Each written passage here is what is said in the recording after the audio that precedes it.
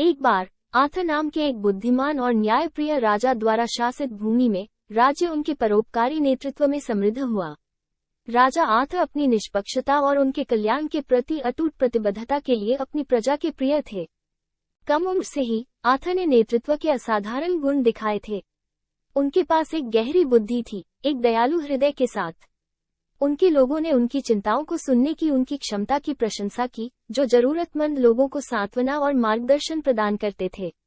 Arthur की प्रजा को ये जानकर सुकून मिला कि उनके राजा ने वास्तव में उनकी भलाई की परवाह की।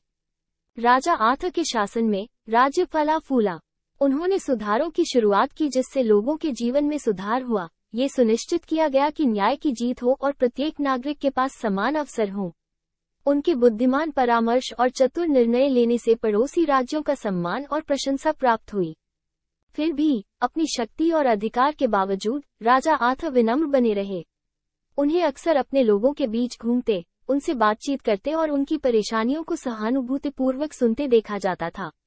आर्थर का मानना था कि सच्चा नेतृत्व दूर और अलग होने के बारे में नहीं है, बल्कि उन लोगों के साथ वास्तविक संबंध बनाने के बारे में है जिन पर वो शासन करता है।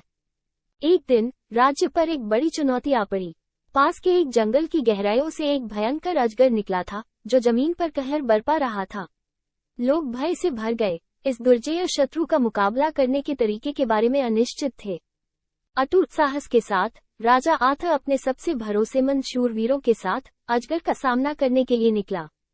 उन्होंने अपने सैनिकों को एकजुट किया और उनके दिलों में आशा और दृढ़ संकल्प पैदा करते हुए निडर होकर युद्ध में उनका नेतृत्व किया। अपनी रणनीतिक प्रतिभा और अटूट संकल्प के माध्यम से वे शक्तिशाली ड्रैगन को हराने में कामयाब रहे, जिससे राज्य में शांति और सद्भाव बहाल हो गया। राजा आर्थर की बहादुरी और निस्वार्थता ने इतिहास में एक महान व्यक्ति के रूप में उनकी जगह को मजबूत किया। उनके शासनकाल को समृद्धि, एकता और न्याय के युग द्वारा चिन्हित किया गया था। उनकी विरासत ने आने वाली पीढ़ियों को महानता के लिए प्रयास करने और करुणा और अखंडता के साथ शासन करने के लिए प्रेरित किया। उनकी मृत्यु के लंबे समय बाद भी राजा आर्थर का नाम कहानियों और किंवदंतियों में बुना गया था। उनकी कहानी ने आशा की किरण और एक अनुस्मारक के रूप में कार्य किया कि सच्चा राज किसी के सिर पर मुकुट में नहीं, बल्कि चरित्र की ताकत और अपने लोगों के लिए सम्मान और प्रेम के साथ नेतृत्व करने की क्षमता में है।